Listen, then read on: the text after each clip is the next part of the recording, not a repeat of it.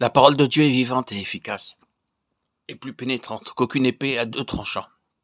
Elle atteint jusqu'au fond de l'âme et de l'esprit, des jointures et des moelles, et elle juge des pensées et des intentions du cœur. Hébreux 4,12. Ce très remarquable passage de l'Épître aux Hébreux établit nettement l'existence de l'âme et de l'esprit, la nécessité de discerner l'une et l'autre, et de les séparer. Enfin, il nous indique l'instrument de cette division nécessaire pour que le chrétien vive selon Dieu dans l'esprit. 1 Pierre 4,6. L'apôtre attribue à la parole de Dieu la puissance de séparation.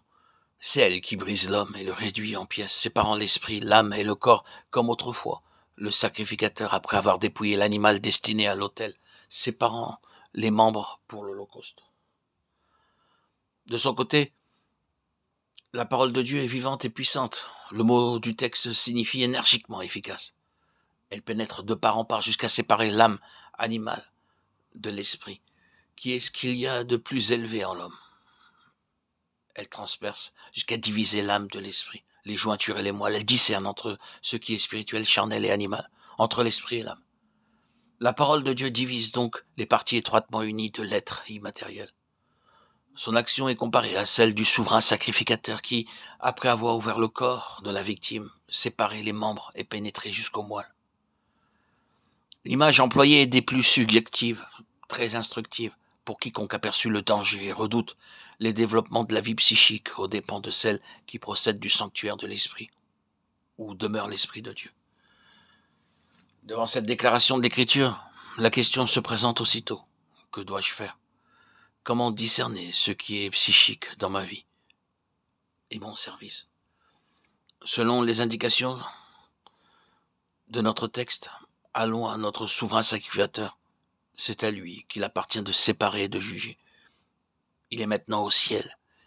Et aucune créature n'est cachée devant lui, mais toutes choses sont nues et entièrement découvertes devant celui à qui nous devons rendre compte. Hébreux 4,13.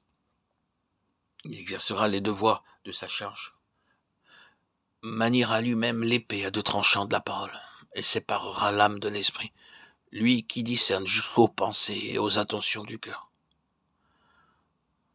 Le mot original traduit par pensée serait mieux rendu par réflexion, sentiment. Et le mot traduit par intention signifie les conceptions mentales, l'intelligence.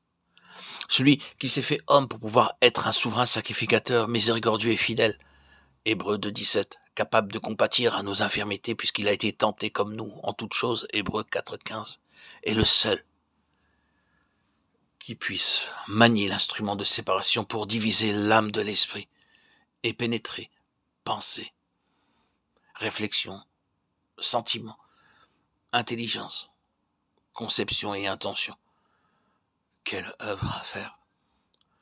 Comment cette vie psychique, sensuelle, animale, qui jette de si profondes racines, sera-t-elle discernée et délogée? Comment toutes pensées seront-elles rendues captives de Christ? Comment l'esprit dominera-t-il? Laissons donc agir notre souverain sacrificateur. Il ne se lassera ni ne se découragera que l'œuvre ne soit achevée. Immanquablement, la victoire couronnera son œuvre de jugement et de purification en tous ceux qui se sont remis à ses soins.